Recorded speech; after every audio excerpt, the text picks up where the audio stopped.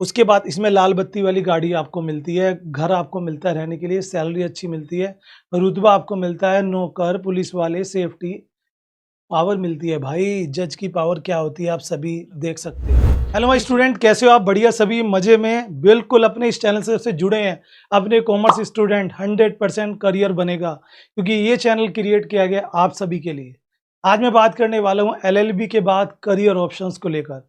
अगर आप एक बीकॉम वाले स्टूडेंट हो या अभी कॉमर्स में एडमिशन लिए हो, तो आपके लिए ये जानना बहुत ज़रूरी है कि अगर हम एलएलबी कर लेते हैं तो उसके बाद क्या करियर ऑप्शन हो सकते हैं। आज मैं आपको एलएलबी के बाद 10 बड़े फायदे बताने वाला हूँ एलएलबी करने के। तो जी हाँ दोस्तों, आप सभी जानते हैं, अभी तक बस बहुत सारे बच्चों को ये पता है कि एलएलबी ना उसके लिए ज़रूरी है जिसे लॉयर बनना है, जिसे एडवोकेट बनना है, जिसे जज बनना है, लेकिन ऐसा नहीं है।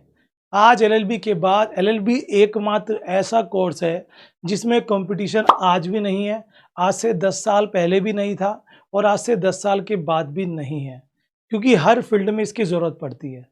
आपके पास वो लीगल अथॉरिटीज़ होती हैं, वो लीगल नॉलेज होती है, जिसके बेसिस पर आप अपने आप को एक अच्छी खासी लाइफ दे सकते हो। अगर आप एक स्टूडेंट हैं, बॉयज़ हैं, गर्ल्स हैं, कॉमर्स से हैं, तो मेरी वीडियो को लास्ट तक ज़रूर से देखना। आज मैं आपको 10 ऐसे करियर ऑप्शंस बताऊंगा आफ्टर एलएलबी। कुछ लोग शायद ये भी सोचते हैं कि एलएलबी एक बहुत हार्ड कोर्स है, अगर हमें एलएलबी करनी है तो उसके लिए बहुत मेहनत करनी पड़ेगी। ऐसा नहीं है, आपको थोड़ा समझ में आने लगेगा। स्टार्टिंग में एलएलबी करना थोड़ा टफ लग जाता है, लेकिन जिसे समझ में आने लगता है उसके लिए बहुत ईजी रहता है। यहाँ पे ये भी नहीं रहता कि आपको 80% 90% मार्क्स चाहिए, बस आपको अपना कोर्स कंप्लीट करना है।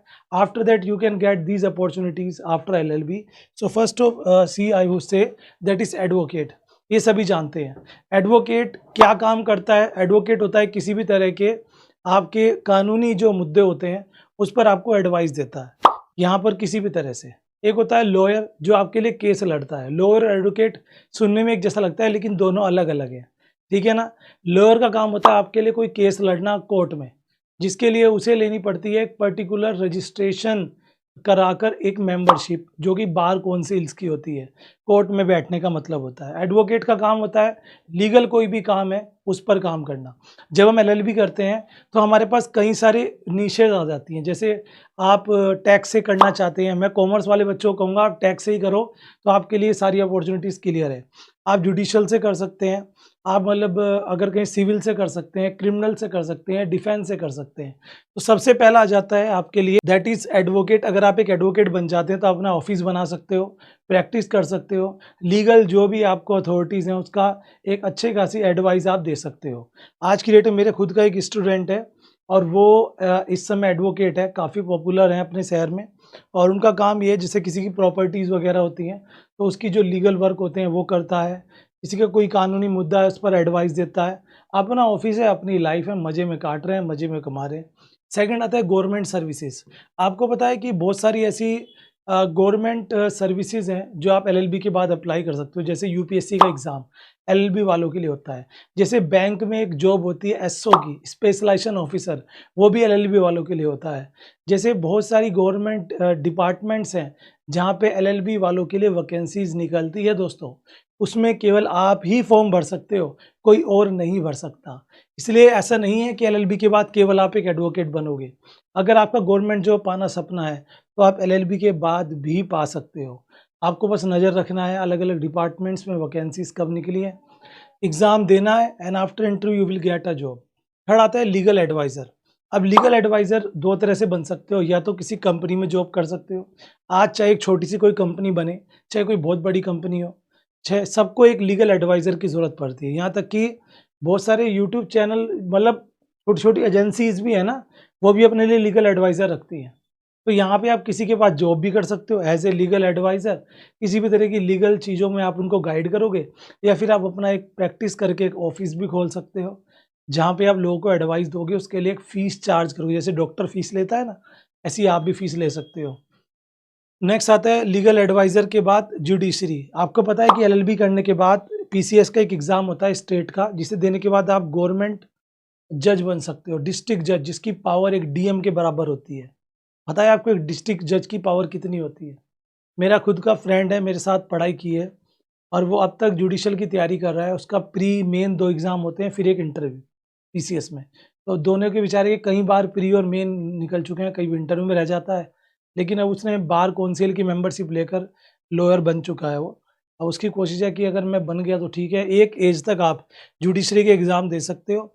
इसमें पीसीएस का एग्ज़ाम होता है स्टेट का, उसके बाद आप जज बन सकते हो, 2 एग्ज़ाम होते हैं उसमें, प्लस 1 इंटरव्यू होता है, ठीक है? और ये आप दे सकते हो आफ्टर एलएलबी, ठीक है?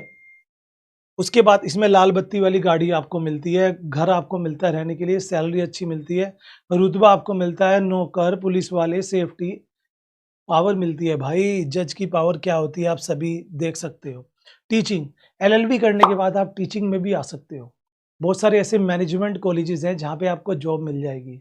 आपको पता है कि गवर्नमेंट एग्ज़ाम भी निकलते हैं, इसमें कुछ जगह पर एलएलबी माँगते हैं, कुछ जगह पर एलएलबी प्लस एलएलएम माँगते हैं, जो कि एक मास्टर कोर्स है जुडिशरी का, लीगल का, ठीक है? तो कहीं न कहीं आप टीचिंग में भी जा सकते हो, टीचिंग भी एक अपॉर्च्युनिटी है। लीगल आउटसोर्सिंग, आउटसोर्सिंग कर सकते हो। आउटसोर्सिंग का मतलब होगा कि आप लोगों को एज़ ए फ्री गाइडेंस दे सकते हो, मतलब उस तरह से एक फीस चार्ज करके सोशल मीडिया के बेसिस पर, ठीक है ना? जैसे लोगों के यूट्यूब चैनल्स हैं और सब चीज़ें हैं, तो वो भी एक ऑप्शन हो सकता है। प्राइवेट कंपनीज़ में वैकेंसीज़ निकलती हैं, बहुत जॉब में अलग-अलग के ब दुनिया भर की जॉब्स आपको मिल जाती है, उनमें आप अप्लाई कर सकते हो। आप अगर एलएलबी किए हो तो आपका जो नॉलेज है लॉ की, उसके बेनिफिट कंपनीज़ को मिलेगा, तो कंपनी आपको हायर करेंगी। लीगल एनालिटिक्स आप बन सकते हो, गवर्नमेंट डिपार्टमेंट में भी इसकी ज़रूरत होती है और प्राइवेट में भी ज़रूरत होती है। और लीगल रिसर्चर आप बन सकते हो, मतलब लीगल मुद्दों पर रिसर्च आप कर सकते हो। पॉपुलैरिटी आपको मिलेगी इसमें, न्यूज़ में आपका नाम आएगा। और लास्ट में अगर बात करें पॉलिटिक्स, आपको पता है हमारे देश के जितने भी बड़े नेता हैं, उनमें कई रह चुके हमारे देश के प्रधानमंत्री, वित्त मंत्री और ऐसे और बड़े मंत्री जो जिनकी अगर पढ़ाई आप चेक करोगे तो वो सब आपको एलएलबी किए हुए ही मिलेंगे। एलएलबी करने के बाद मतलब जितने ही बड़े, चाहे वो अमित शाह हों, चाहे कोई भी हो, आप देखोगे मैक्सिमम लोग जो हैं एलएलबी करके ही पॉलिटिक्स में जाते हैं। तो अगर पॉलिटिक्स में जाने का मन है तब भी आपके एलएलबी ज़रूरी है।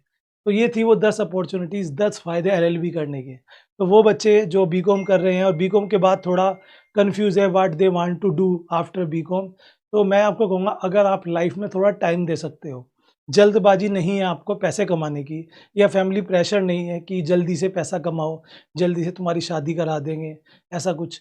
तो आपको टाइम देना है, टाइम देने के बाद आप एलएलबी करो। एलएलबी करने के बाद करियर 100% बनता है कि आपके पास जो नॉलेज होगी ना, वो आपको दूसरों से अलग बनाएगी, जो आपका करियर भी बना सकती है। आई होप आपको आज की वीडियो अच्छी लगी होगी। इस तरह की और इंटरेस्टिंग मोटिवेशन और करियर रिलेटेड इन्फॉर्मेटिव वीडियोस के लिए चैनल को सब्सक्राइब करके बेल आइकन प्रेस कर देना। और सभी हमें टेलीग्राम पर ज़रूर से फॉलो कर लो। टेलीग्राम का लिंक भी डिस्क्रिप्शन में है, वहाँ पर भी बहुत अपडेट्स देता हूँ।